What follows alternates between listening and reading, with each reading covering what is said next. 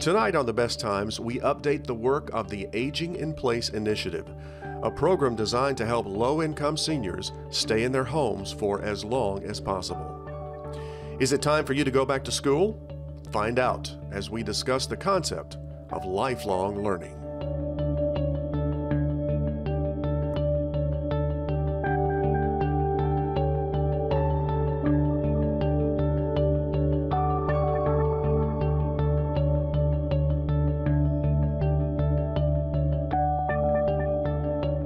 Funding for The Best Times is provided by the Plow Foundation, striving to do the greatest good by helping the greatest number of people since 1964. Additional funding is provided by the members of WKNO. Thank you.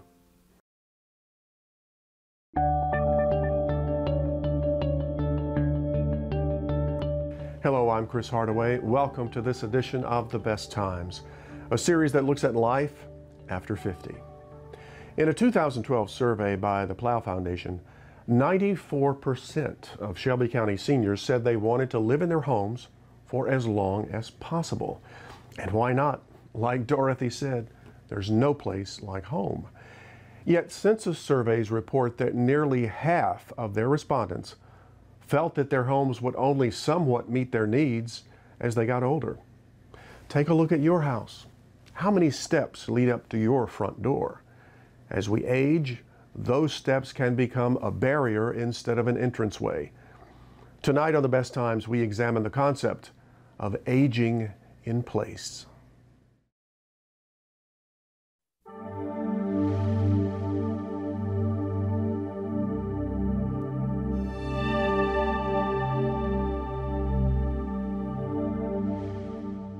This is a group of builders, contractors, and designers who are learning firsthand what it means to age in place. They're taking a class to become certified aging in place specialists. Part of their course involves a practical lesson in the difficulties of navigating a home when your hands are crippled by arthritis or you're confined to a wheelchair. The lessons learned here incorporate the principles of universal design.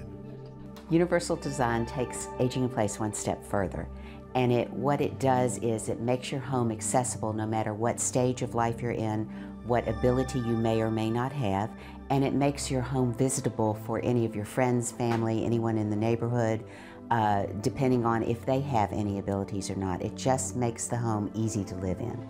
Universal design and its companion concept, visitability, are marked by three core architectural conditions.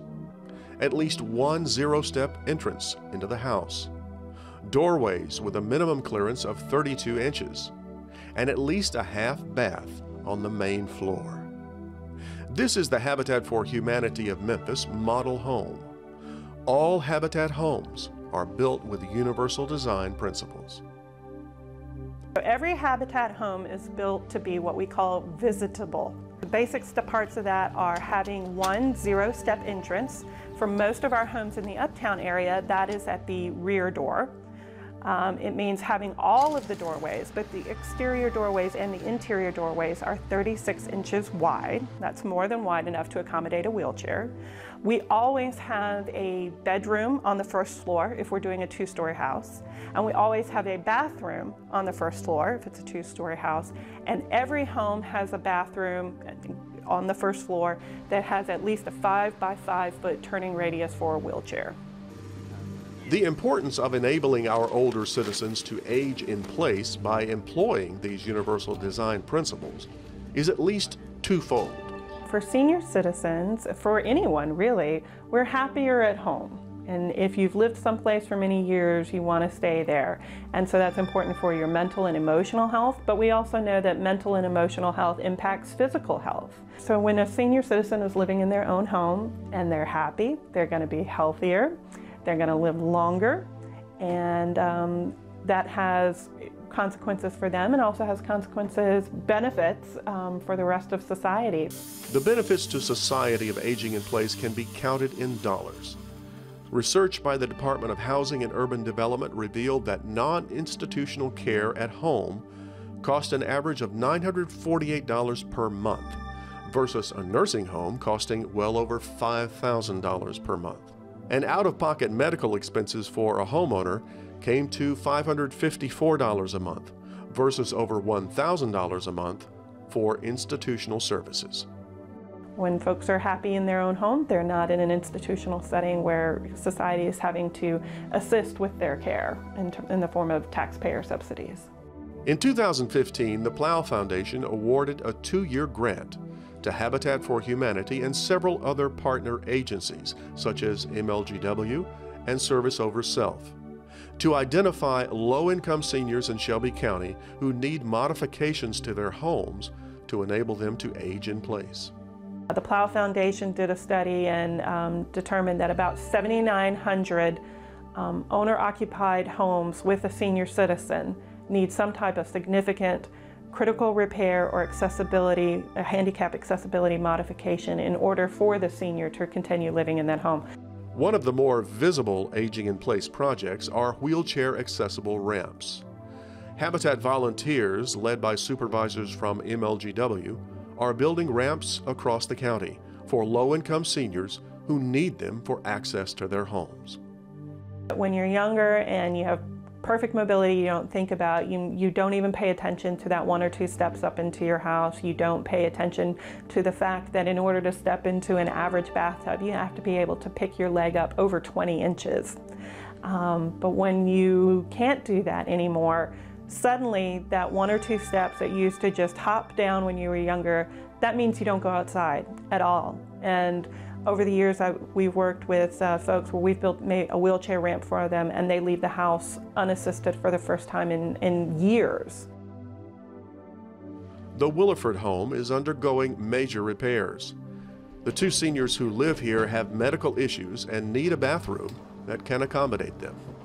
But the home is in such a bad state of repair that workers are having to remove the entire bathroom and kitchen floor in order to make the rather simple modifications that the homeowners need. When Habitat for Humanity gets to a house in the Aging in Place program, there's deferred maintenance and critical home repair issues that we need to tackle before we can do the handicap accessibility. Doesn't make any sense to put in a grab bar if the roof's about to fall in on your head. Such major repairs are not unusual.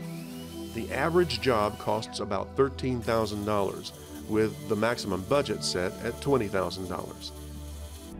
In Midtown, the home of a 98-year-old woman who still lives independently has been modified to accommodate her needs. The linoleum floor in her kitchen was peeling up, creating a trip hazard. The tile replacement is safe. Another important thing that we did at that house was to take out the bathtub and put in a walk-in shower. And that's something that used to be a very difficult and expensive thing to do.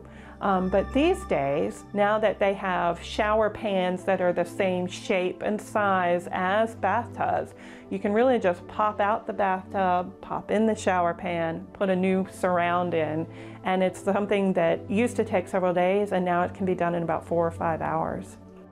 Ruby Dunn is 76 years old and was diagnosed with congestive heart failure. She's lived in her home for 45 years, but with a leaky roof and no money to replace it, Ruby faced the possibility of having to sell her home and move to an institution. It was a challenge for me, and it was a decision that I was going to have to make. Habitat replaced her roof and did other minor modifications that fit within the budget. Grab bars in the bathroom, a handheld shower, little extra support in the floors in a couple of places, making sure that faucets, handles could easily be used. We'll see in a lot of older houses they have knob handles when what you really need is what's a lever or a paddle blade handle. The grant money is paying for the renovations and modifications, which take the legal form of a forgivable loan. The homeowners pay nothing beyond a small registration fee. But there is a restriction placed on their deed, requiring the homeowner to live on the property a minimum of 5 years, after which the loan amount is forgiven. The program gave me a new look on life. I'm just grateful to the program that they provided for me to be able to stay in my house. The Plow Foundation's research identified 7,900 homes in the area needing some sort of aging-in-place modification. With their 2-year grant, Habitat for Humanity and their partners will serve only about 350 seniors. That still leaves well over 7,000 houses that are in need of help. So our plan is to continue to identify funding from a variety of resources and braid that funding together into a fully functional program that can continue to serve the senior citizens in Shelby County. In less than 15 years, the boomer generation will swell the ranks of the retired to 20% of our population. And that means we will need homes that are accessible in order to age in place. And we're not going to be able to repair our way out of it, and we're not going to be able to build our way out of it. It's going to take a combination. It's a combination of repairing the homes, of building new places where people can rent or buy and live out their lives, but also, most importantly, for every new house coming online, the more that we can start off houses on the right foot so that somebody can eventually age within them, like we do here at Habitat, the better off our entire society will be.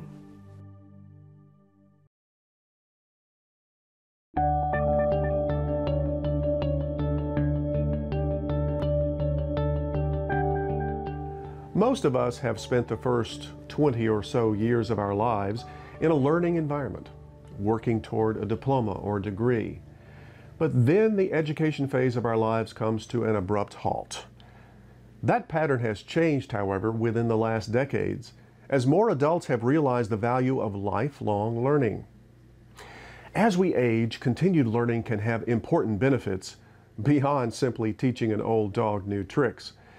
Gerontological research has shown that enriched learning environments can help reduce age-related cognitive decline and help older adults deal with depression and poor self-image. Maybe we should all become students in the school of lifelong learning.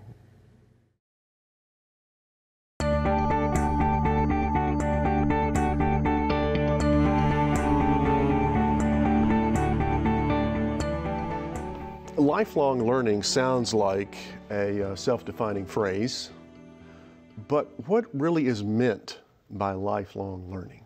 Continuing to learn, never stop growing, always looking for opportunities to be better than you've been in the past, to separate yourself from, say if you're in business, from competition, so that you're stronger and better than someone you're competing against, to continue to learn, to grow.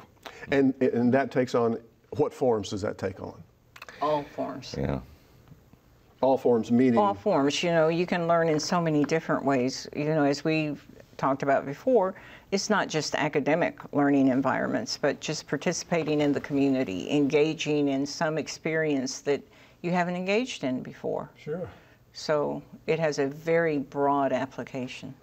Let me ask you about the CC Foundation, because I know the foundation is dedicated to lifelong learning. Why have you chosen that as one of your goals? Because it's a way of serving all ages, whether you're very, very young or if you're chronologically gifted. So whether, you know, whatever it is that you're doing, there's a way to appreciate the community, whether it's in the arts and culture, whether it's an investment in a formal academic setting, or something like Medical Education Research Institute, where you can continue to provide a learning experience for someone even after your death if you become a donor, an anatomical donor to the Institute. John, let's talk about the Meeman Center for a moment, because yes. the Meeman Center has been around for a long time. It was started back in 1944, which just goes to show that we think so much now about the outreach that Rhodes has in its community with our students, and service is such a big part of student life now. But it was going on back then, and that's 1944 is about 20 years into our being here in Memphis. And it has gone through many permutations over the years, but we're sort of back to where we were in 1944 in the sense that we are representing to the Memphis public a taste of what is being taught in our classes across the street. And so today, a person can come and look it over our list of classes and have an experience without the stress of being a college student, but still being a student who is interested in ideas and having the liberal arts experience where you have such a wide range of topics that could be offered. And the classes are a slice of that liberal arts offering, correct? That's right. We had a professor this year who taught a class for us this fall, rather this spring, on the search for the historical Jesus, which was what he was actually teaching in the classroom. He did a compressed version of it over 4 weeks for us. Okay. Jimmy, I know that the Best Times newspaper has featured lifelong learning many times. We have, yes. Tell me about some of the opportunities that you've reported on that are available in this area for lifelong learners. There are many opportunities in addition to the Meeman Center and medical education research that you're talking about. University of Memphis has ongoing continuing education for adults. So does Christian Brothers, Lemoyne Owen. In addition to that, obviously having spent many years in Dale Carnegie training, that is an ongoing opportunity. There's another organization here, U.S. Learning, which is directed toward adults. Don Hudson is president of that firm. And they're just really opportunities to learn on a continuous basis.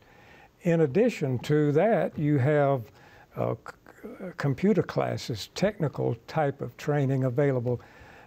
Like in our publication, we promote the AARP safe driving classes. I mean, people can learn if they want to, if they'll just make it aware of. And you said you've taken the safe driving class, what, 3 times? 3 and learned times. Something every time? And I've learned something new every time, and I've been driving for years. So I can assure someone who takes that program, they'll be a better and a safer driver. So the opportunities for lifelong learning obviously are out there, but what are the benefits? What does the student, the older student, get from lifelong learning? I think as much as anything, they continue to grow. They don't become stale. Their mind, their brain is more active. They then become more social, more sociable.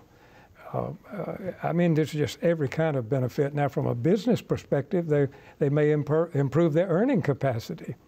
But for the older adult, it may be a Bible study.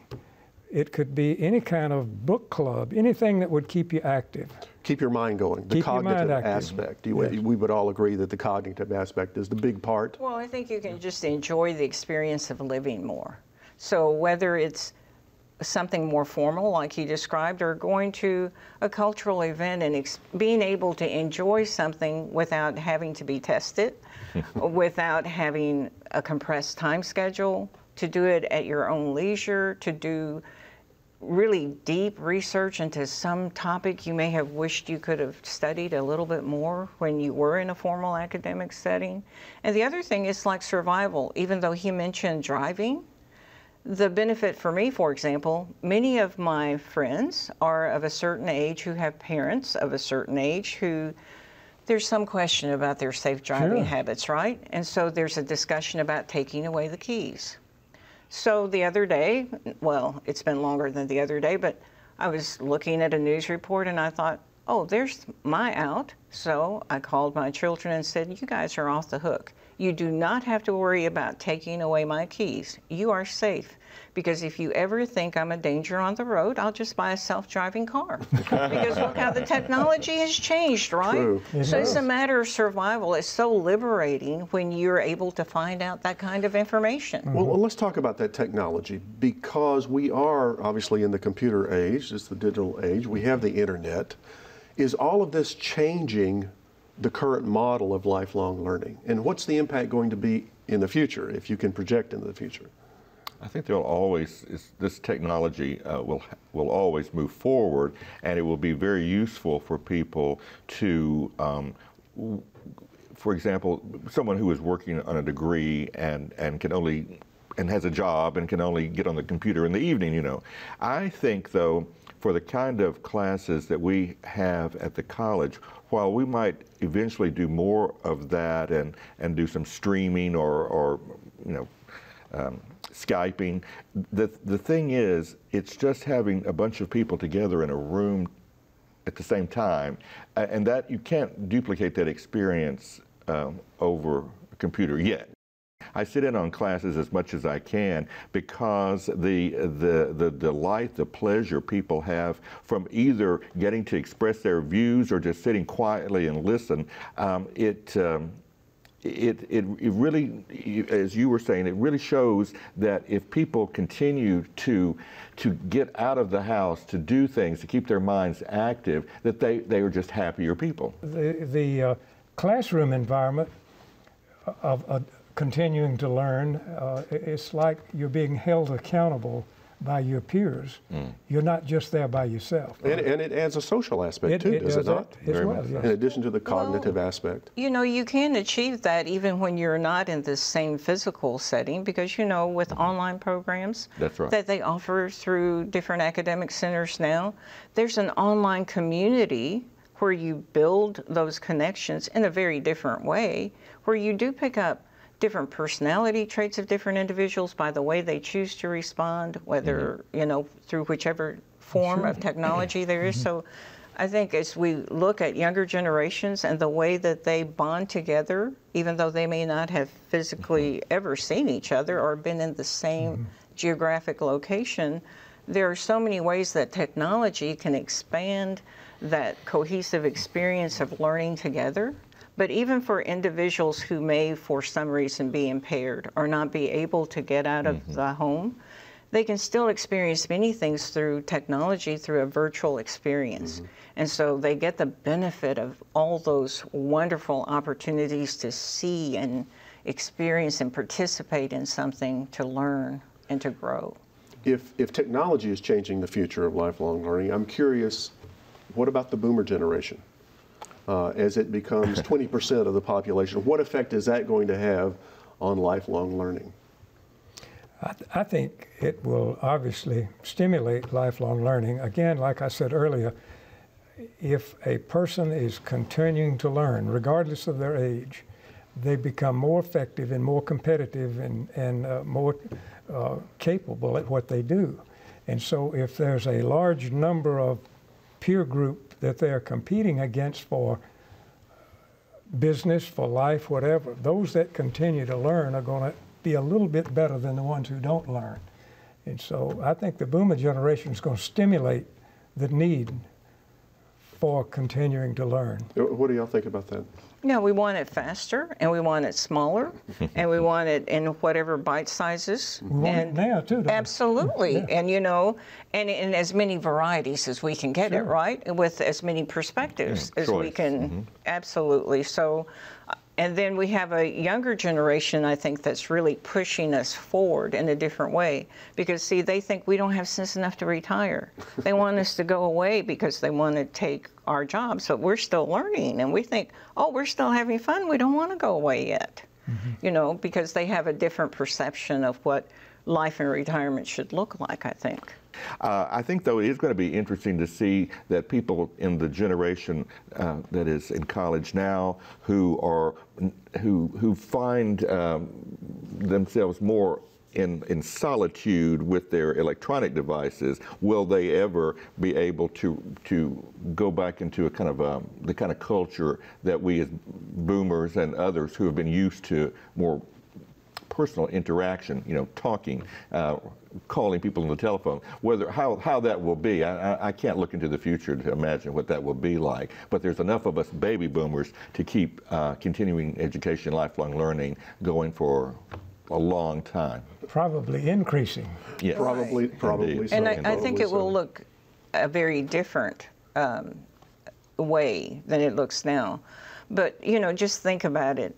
In our lifetime, you know, I was around when they had party lines, and, you know, I would hear about that. And then we went to the rotary dial phone, and we went to the push button phone, and then we went to no phone in the house, right? Because you just use your cell phone, don't have a landline. You know, a lot of people don't have landlines anymore. And then now we have phones on a watch. So look at how far technology went just in that one particular example. We don't have any clue how far it's going to go in other areas where we can continue to learn. Well, I'm going to end with a quote from Yogi Berra. All right. Yogi had a lot of pithy quotes, and at one point he said, and this is true, life is a learning experience, but only if you learn. So we'll end with Yogi, and I want to thank all of you for being on The Best Times to talk about lifelong learning. Enjoy it. Thank you, Chris. We appreciate it. Want more information about life after 50? Go online to watch more shows and find more resources. And send us your feedback and story ideas to besttimes@wkno.org. That's all for this edition of The Best Times. Please join us next week for more stories about life after 50. Until then, I'm Chris Hardaway. Thanks for watching. Good night. Funding for The Best Times is provided by the Plow Foundation, striving to do the greatest good by helping the greatest number of people since 1964. Additional funding is provided by the members of WKNO. Thank you.